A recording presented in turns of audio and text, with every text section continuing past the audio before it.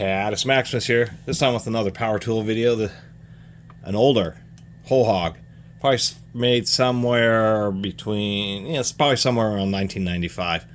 With Milwaukee, you just take the serial number.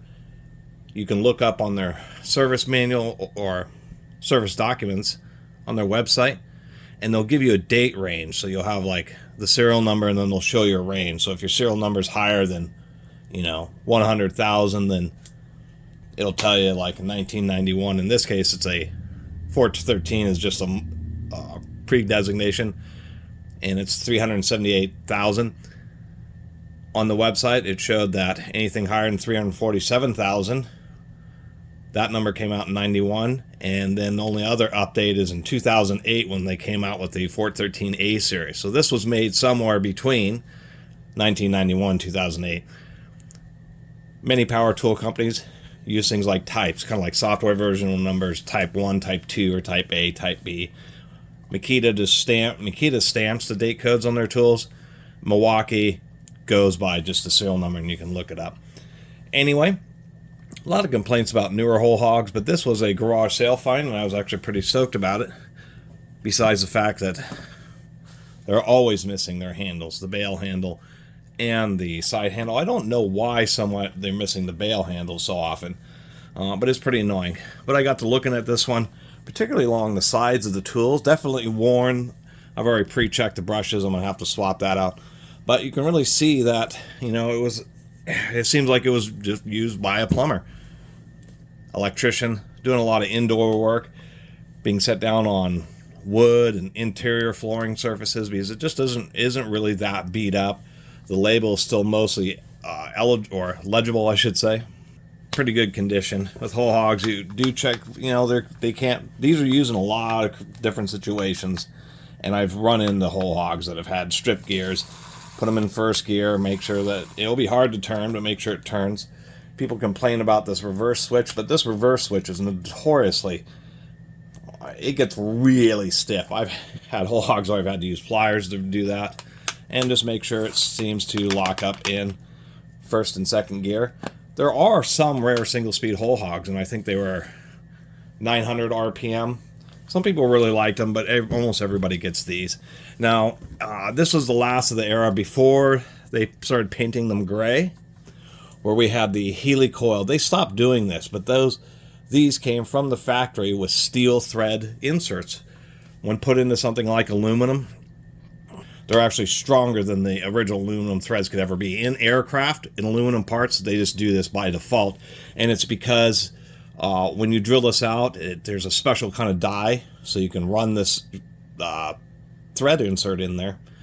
But it's a larger diameter on the outside, so it takes the normal threads, then whatever fastener you're using is now engaging into steel.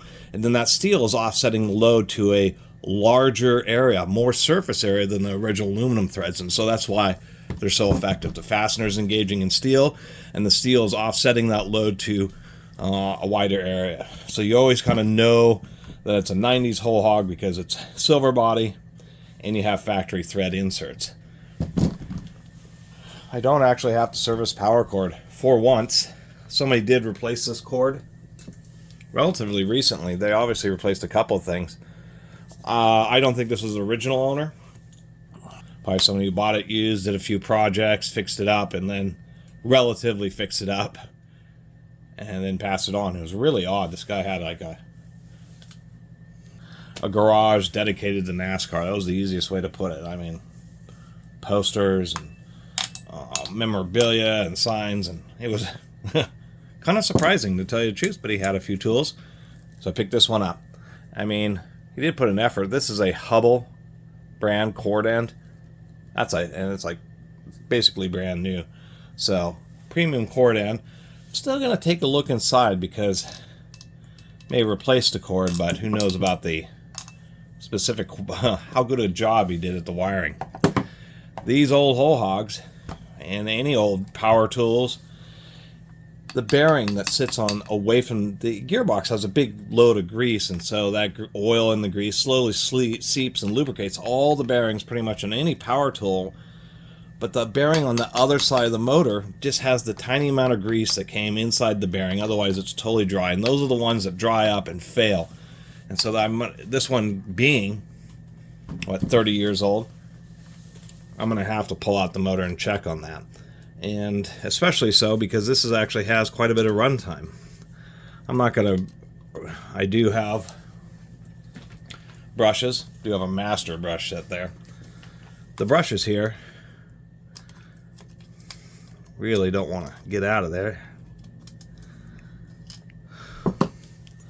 I mean, they're at the very end. I mean, I can't believe I picked this up right when the brushes need to be replaced. We can still see that the surface of the brush is pretty smooth, so it hasn't actually...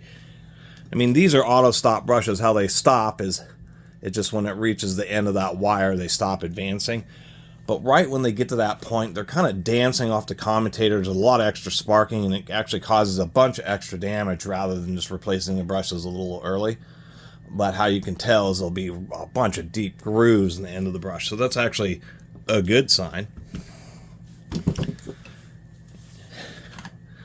People always, you know, there's all these stories of people getting injured by these in low speed. They're only 7.5 amps. It's actually not that particularly of a powerful... I mean, it's powerful in low gear at 300 RPM.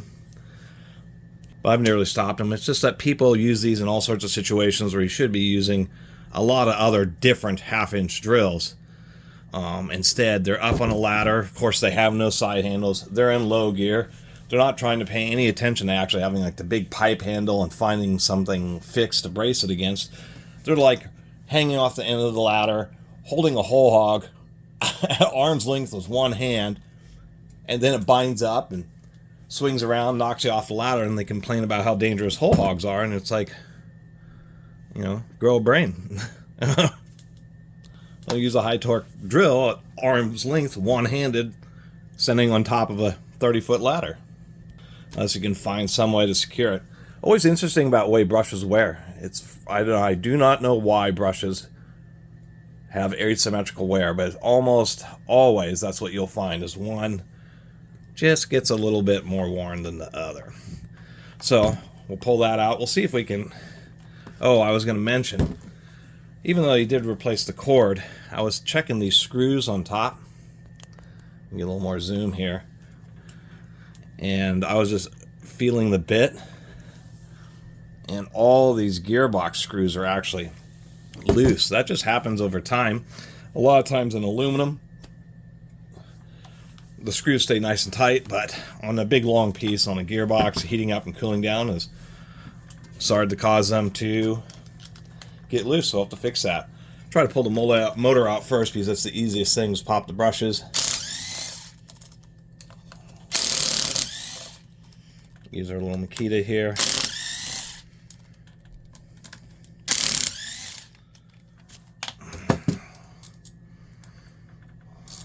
Short little screws. Are these triangular? They're slightly triangularized. So the reason manufacturers, that's specific to make the screws slightly triangular, so that they just provide more resistance. They're just that triangular shape, the little lumps, or just make the screw slightly oversized so it just has a real tight fit in the threaded holes. So sometimes you can pop these off pretty well. You just need to find a little angle. It actually took, I was not hammering, it just took just finding a little edge and just tapping on it with this Bondhouse wrench is all it really took. Just a couple little taps there, get to the other side. You can usually find some type of little lip. Try to do it as evenly as possible.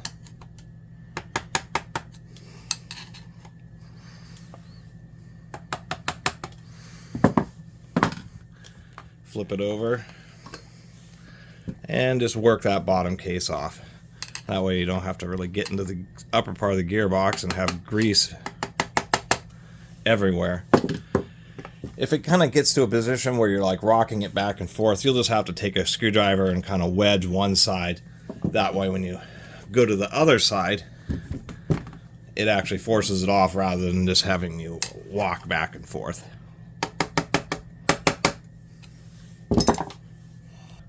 And usually once you break it loose,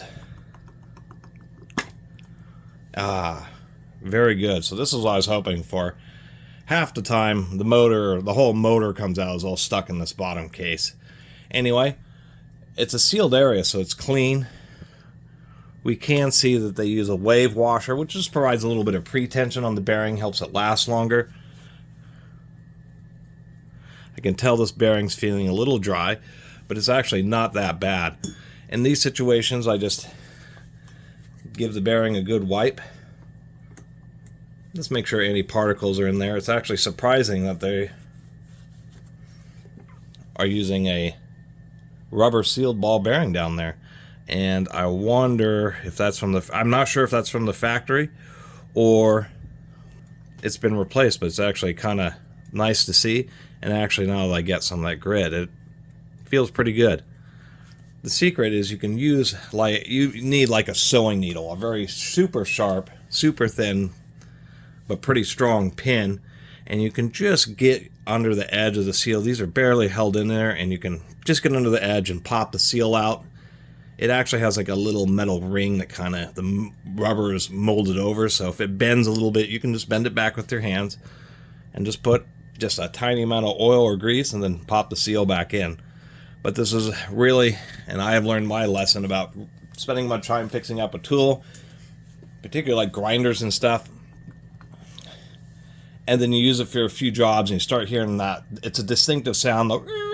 It's the sound of the bearing balls skidding because they're so dry, and realizing you have to go back in the tool to put some lube on that back bearing. So now it's just become just a de facto, and fortunately this one's good. We'll continue the gears.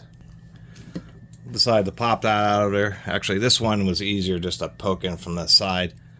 I was just re-examining it. It is a little bit dry in there, so I'm going to put a couple drops of grease. So talking more about the whole hog, actually it was introduced in March of 1971. That's the earliest Milwaukee date. And there's a little secret. The really early whole hogs have a metal switch, and you have to be careful of those. Within the first 5,000 made, that's serial number, or 4,000, serial number 1001 through 5,000, they had already made a change, and the deal is they used a half-inch, it's a half-inch chuck drill, but they also used a half-inch spindle in the kind of heavy-duty scenarios, particularly with large bits, like this 3 5/8 self-feed bit for drains. People were bent, they was bind up and people would bend spindles, so within the first few thousand they had already upgraded to a 5/8 diameter spindle and a chuck that's a 5/8 to half-inch, so it mounts on 5/8, but it's a half-inch chuck to help reduce that issue of bent spindles. And it's the one thing you want to watch out for. The really old whole hogs with the metal switches may have a half-inch spindle, and that's not something you're going to want to own. Easiest way to put it. Try, dealing with replacing the spindle, no thanks. Part of the reason these are so heavy, they have a big gear train. They are a triple reduction drill, and they are indeed variable reduction. There's 2 idler gears, whether you're in high or low, but only in low gears at triple reduction. Triple being 1 reduction, 2 reduction, 1 at the bottom of this gear. Don't lose the little spacer washer on these. A lot of grease in here. So reduction 1, reduction 2, and on low gear you're going reduction 3, but the low gear, the big portion, is down here. When you're in high speed, it's reduction 1, reduction 2, and then you can see this gear is bigger than this gear. That's the high speed. So it is in high speed, it's a double reduction and single increase. It's really kind of odd to think about it that way, but that's true. When you're in high speed, you're only reducing it twice, and then you're increasing it once. It's a kind of scenario that only happens in multi-speed power tools. Mechanical transmission multi-speed, I should say. Plenty of grease up here too. So This may not have ever, it may have been re-greased or had grease added at some point, it may not have.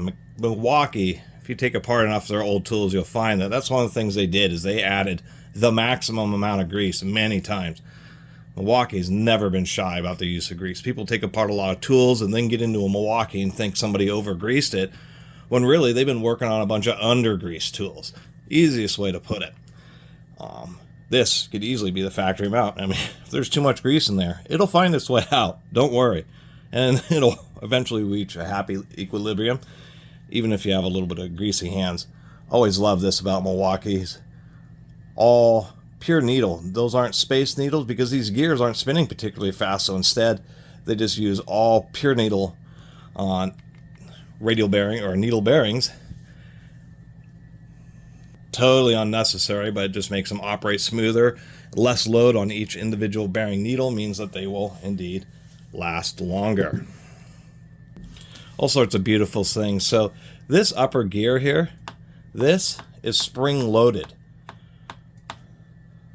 So by default, you know, this drill wants to be in low gear. So when you're switching gears, which is still going to be difficult because it's this, but when you switch gears, what it's doing and why it's so hard is you're not only pressing against this spring here on the fork, you're also pressing on the spring on that gear. So when you change to high speed, that just lifts up, or in this case, presses down, and then engages the backside of this gear. On the spindle, it's a round, the spindle that comes up to the drill has two dog teeth. If you ever taken apart an impact driver, it looks just like that. On the bottom of these gears are kind of like the hammers, and so when it shifts downwards, it's pushing the lower gear out of engagement and engaging the upper gear. Because the gears are always engaged, it just depends on which one's engaging the dogs. Even when you're running this in low speed, it's spinning the high speed gear. So as you can see here, they have a radial needle bearing to, you know, reduce friction, heat buildup, reduce noise. Milwaukee's always been pretty good about doing things like that, adding rolling element bearings pretty much wherever you could really think they might add a significant benefit. So the big deal about inspecting these is really the most wear will occur on the motor spindle and on these teeth here. And we can see,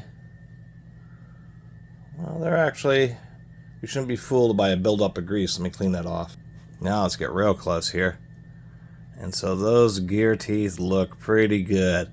Though we could see, like I haven't cleaned off here, we can see that little buildup. So that's right at the edge where the grease is building up. So where I've cleaned it off, we can see that there's actually no little like groove worn into it. We can still see the flat on the top of the tooth, so the tooth hasn't been worn sharp.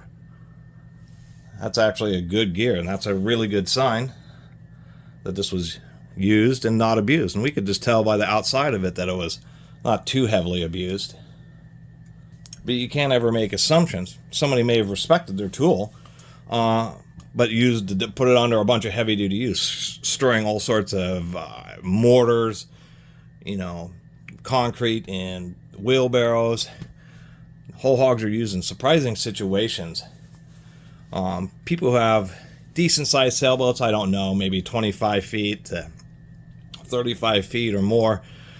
You know, with sailboats, there are lots of hand crank winches that they're using to work with all the ropes.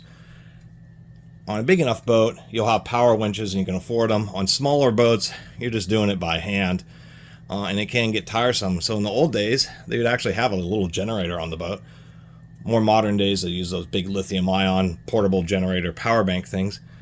And there's real expensive, but they make special sockets for using with these kind of drills to where you pull the handle off and you use a whole hog to run those winches on those sailboats. Those type of situations where it's just a continuous heavy load on the gears, mixing, winching, will cause a lot of wear and will eventually wear out the gears. You'll respect the tool, but you'll just use it up. The easiest way to put it. So let me get another zoom in here. And some good light. And we just want to do the same kind of inspection here to see if You know, it looks like those motor gear teeth, and they're a little sharper to begin with just because it's such a small diameter, but those look just fine as well. So really good news about this. This was a good find. It turned out it just needed some brushes. And the only way you can really look at the commutator is right through these gaps when you pull off the top. Fortunately, pulling off the top of the gearbox on this is just super simple. Like, no excuse not to check on the gears on these whole hogs. You just set it up, pull out 6 screws, and just on and off. Anyway, just add a little bit of extra grease here and there. This is just fine. This grease is not totally dead yet. And some people, I've been crucified for doing more basic service videos. Sometimes these little washers are just wide enough to where they'll kind of come out with the gear because they'll shift over, but putting them back in, they kind of block the teeth, so you gotta drop this little washer in there and get it pre-positioned. Then you can put the gear itself in there. And every once in a while you go through the reassembly. I forgot to show you guys this gear. So this is the secondary idler gear. So this is the portion that drives low speed, and this is the portion that drives the high speed. Of course, the low speed is extra wide. So you can see the gear teeth here. Just look. There's obviously nothing broken. No issues with those gear teeth. No issues with these gear teeth. I've inspected every darn tooth. Every darn tooth on this gear. Every darn tooth on this gear. But you still get into a rabbit hole. Just as I was putting that little washer in there, something stuck. I was just using this to adjust it. And these little guys stuck to the end of it, and I was like, holy crap. I mean, if I ever seen, looks like a shredded tooth, but it's just kind of a weird shape. It's not like a whole tooth. I thought, well, 2 slivers of metal, steel, and an aluminum body tool is only coming from bearings or gears, and I just can't find anywhere. I mean, if there's nothing shredded on this gear and nothing shredded on this gear, that the best I can think of is some kind of flashing or some unfortunate particles that just weren't cleaned up at some point during the manufacturing process. You know, that would be flashing. So they ground the gears, and maybe there's some flakes of metal sitting off the top of the tooth when they ground them or something along those lines, and that's where the pieces of metal came from, because as far as I can tell, the gears are fine. Of course, there is a second option, which was at some point the gears were blown out in this drill, got new gears and replaced them, but those are still some of the fragments of the old gears. It's always confusing. I mean, you do that and you run into, you know, little 8mm long pieces of metal, and you think, well, that's from gear teeth, and if you can't find any damage to the gears, then it must have either come from the factory or come from some previous time when this was opened up and serviced. And yeah, these things are heavy, and yeah, it's no joke about the amount of grease that's inside these things. It's just ridiculous. Probably a half pound to a pound of grease alone. Anyway, I badly digressed. Getting all the way back to people crucifying me.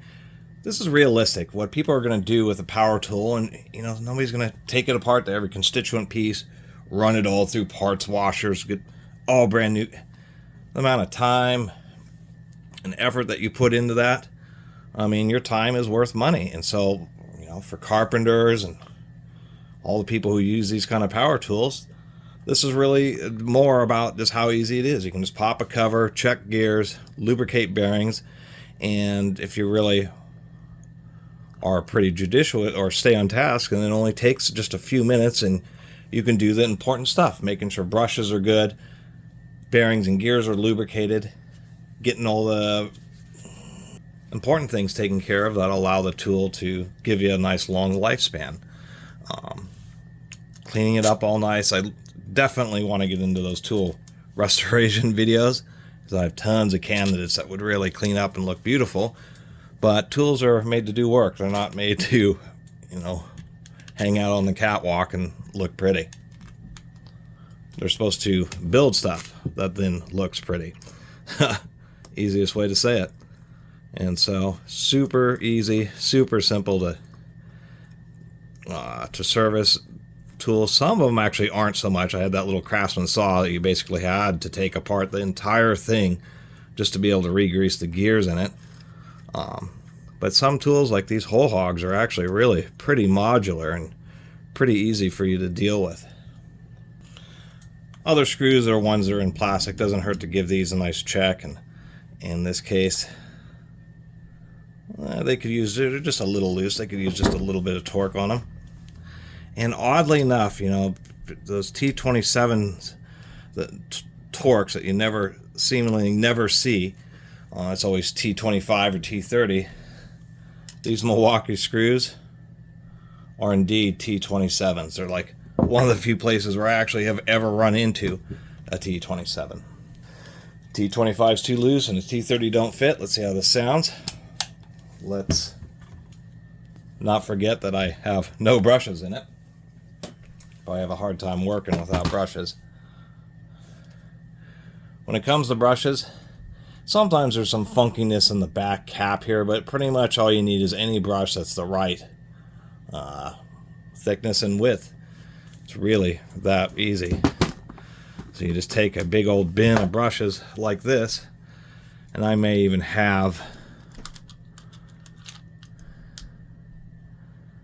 holy smokes, I think I may even have actual, is that a stock Milwaukee brush? No, it's similar, but it's still too big. So anyway, you just go to any power tool store. Lots of at least halfway decent hardware stores will actually have little brush sets. I have a big hardware home improvement center in my area, and they have a section where they stock a variety of power tool brushes. It's, you know, like those little Hillman trays, kind of like these, but they've got like 20 of them, just about every type of brush.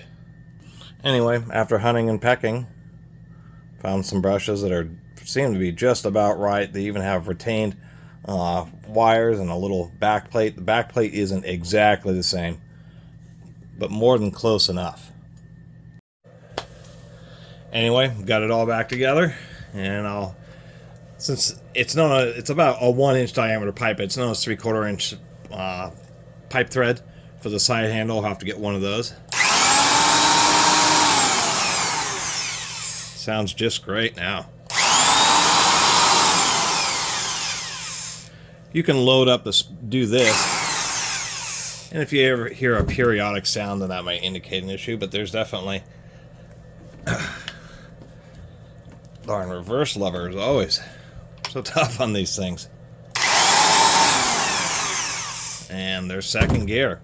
So anyway, basic service guide and discussion about the hole hog, which Milwaukee still makes. They're Chinese now, and they're $350. These seals things like this one, you could probably get $100 on eBay for it. I paid a whole lot less for that, as I get pretty lucky, and I'm pretty determined when I'm hunting around for power tools. I mean, even though I picked this up yesterday, going around Saturday garage sales, my goodness, it was like 30 or 40 sales. I was out for like 5 hours that day, and really didn't pick up much until in the afternoon. Finally ran into this. You can also tell an older one because the power cords will actually come out the top of the handle here rather than out the back.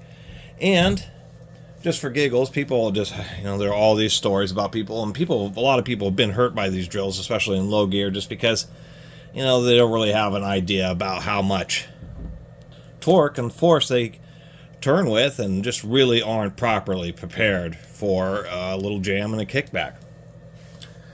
DeWalt, Rigid, various manufacturers have made versions of these folded stud and joist drills. But in the old days, after Milwaukee came out with these, there just wasn't a lot of competition. I think maybe Rockwell Porter Cable had one. I don't know if Black & Decker did. I think Black & Decker just went with their Timberwolf, which is what the quote-unquote Super Hawg is based off of. The one exception, I have this Makita. This is a DA 4511. This one's from 1985. So Makita was one of the few companies to attempt to do the competition.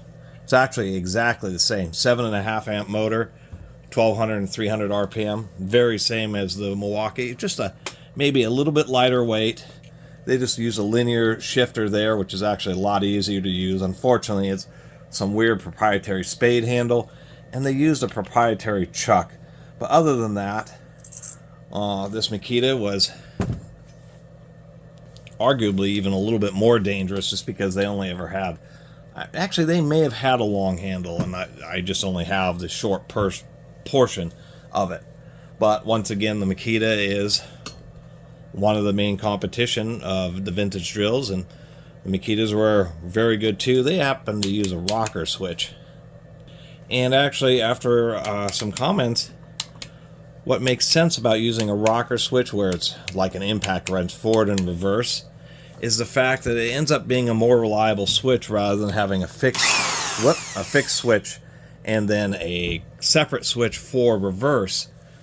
This is just two different sets of contacts, and it ends up being just a bit more reliable. So anyway, that's Makita's competition.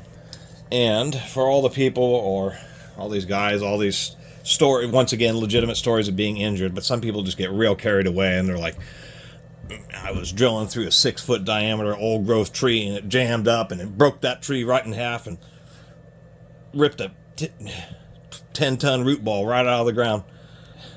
They're not that powerful. In first gear, it's pretty torquey, but I mean, there are a lot bigger and a lot more serious Milwaukee drills if you want to have it twisted my wrist stories. Anyway, oh, and this is the 1854, by the way. Anyway, really appreciate everybody who's been watching. See you next time.